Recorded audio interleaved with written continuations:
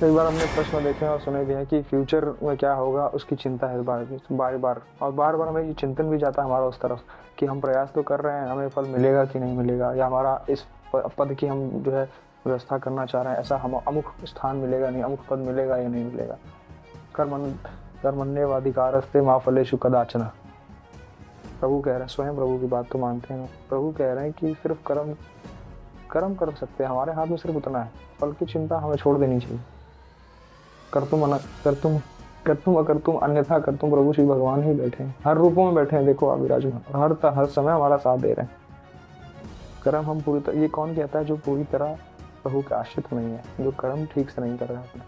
हम कह रहे हैं पूर्णतः यदि आप मेहनत करना शुरू कर दो अपने एक लक्ष्य बना के, या जो भी आपका लक्ष्य हो, यदि आप विद्यार्थी हैं, विद्यार्थी का लक्ष्य हो जीवन यापन के लिए, जीविकापार्जन के लिए, यदि कोई अमुक स्थान पे आप हैं, उसकी बात हम कर रहे हो, तो हमें भविष्य की चिंता इसलिए सताती है क्योंकि हमें लगता है ऐसा है सत्य नहीं, ब्रह्म सत्यम जगत मिथ्या, परंतु ऐसा है नहीं, परंतु हमें लगता है ऐसा सिर्फ है, ऐसा आभास होता है क्योंकि माया का प्रलोभन ही तो है।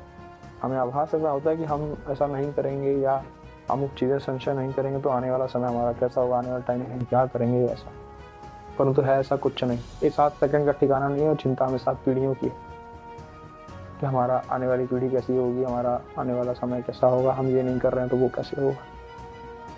तमाम तरह की प्रलोभन देता है ये मन, हर तरफ से आपको देखो ना भयावह चिंतन, जैसे मन बुद्धि चित्त अहंकार चिंतन, यही सब है। जब मन बुद्धि उस चीज़ों में जाती है, भोगों में फंसी रहती, तब हमें चिंतन आता है कि हम ऐसा कर, फिर कुछ समय के लिए आप आते, तो उस समय मेहनत चलती है, खूब मेहनत कर रहे हैं, खूब अपना मेहनत से जीविकापार्जन या धन की व्यवस्था या जो भी कह लो आप कर रहे हैं, परंतु कुछ समय बाद हमें लगता है कि अरे आगे क्या होगा, आगे कैसे, उसमें पूरी चिंता बन रही है और पूरा दिमाग घूमते फिरते, एक तरफ से टेंशन, डिप्रेशन, ये सब जो नई नई चीज़ें इन सब फंसे हैं।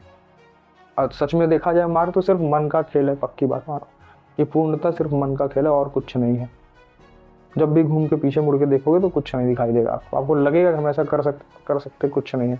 तुम सो ना संवारन को, हम सो ना बिगाड़न।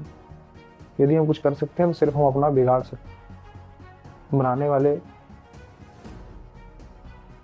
अनंत कोटि ब्रह्मांड नायक, अकारण करना नायक सिर्फ श्री भगवान ही है। हम तो कुछ नहीं कर सकते, हम तो निमित्त मात्र हैं सिर्फ। हम कहते हैं ना कि जब भी यदि आपको ऐसा आभास हो कि हम हमारा भविष्य हम ये कैसे करेंगे, भविष्य की चिंता जो भी लोग अपने जन जो भविष्य की चिंता कर रहे हैं, उनको ये सोचना चाहिए कि इतने बड़े ब्रह्मांड में हमारी स्थान, हमारा जगह, हम कहाँ हैं, या हमारे रहने या ना रहने से क्या फर्क पड़ता है, किसको फर्क पड़ता है, क्या हो जाएगा। एक व्यक्ति बता दो जिसको आपके ना रहने से जिसके दिनचर्या में, जिसके जीवन में फर्क पड़ जाएगा या बदल जाएगा। कुछ नहीं होता है, सब एक समय के हिसाब से, समय के सब अनुकूल चलते हैं, चाहे वो प्रतिकूलता आती है हमारे जीवन में या अनुकूलता आती है, दुख सुख जीवन में लगा है, उसी मार्ग पे हम चलते रहते हैं, बार बार भोगों में जा रहे हैं, भोगों में रति है, हमें ऐसा आभास प्रतीत होता है कि भोगों में सुख है, ये भोग ले तो सुख मिल जाए, वो भोग ले तो सुख मिल जाए, परंतु ऐसा है कुछ नहीं। जब भोगते हैं तो मन ऐसी जगह ले जाकर फंसा देता है, लगता है अब यहाँ से तो भगवान ही निकाल सकता, हमें याद आती है। तो कहने का तात्पर्य ये, कर्मण्येवाधिकारस्ते मा फलेषु कदाचन, बार ये भगवान श्री कृष्ण के वचन है। सिर्फ कर्म पे ध्यान देना चाहिए। हमारी विनती तो आपसे यही रहती है हमेशा, हमने विद्यार्थियों से भी यही कहा है कि आप अपने जैसे भी हमें विद्यार्थी जीवन में जो भी कर्तव्य मिले, माता पिता की सेवा है, हमारी अपना जो है पढ़ाई और विद्या अर्जन जो भी हम करते हैं, अध्ययन कर रहे हैं, उसमें दृढ़ निश्चय के साथ भगवान का बल मान के, अपने आप को भगवान का अंश मान के खूब मेहनत से हम पढ़ें। फल की चिंता प्रभु करेंगे, हमारे मित्र हैं वो, हम करें हट करके, जैसे माता पिता, जैसे बालक का माता पिता की कहे बिना ही उनकी संपत्ति, उनके हर चीज़ पे बालक का अधिकार होता है, ठीक उसी प्रकार हमारा भी अधिकार होता है, हर चीज़ पे प्रभु देखेंगे, वो संभालें। हमें किस बात की चिंता, फिर वो संभाले, हम तो अपना कर्म कर रहे हैं, वैसा चल रहा है। हम कह रहे हैं एक भी दिन आपका ऐसा ना कटा हो तो बता दो हमें, कट तो रहा है, खूब अच्छी जिंदगी चल रही है, खूब अच्छा सारी व्यवस्था है, कपड़े लद्दी, खाना पीना आदि, सबसे बड़ी कृपा भगवान मनुष्य का आपको जीवन मिली। 84 लाख योनियों भटक रहे थे, देखो ना किसी एक योनि उठा के अभी होश ठिकाने हो जाएंगे कि हम क्या कर रहे हैं।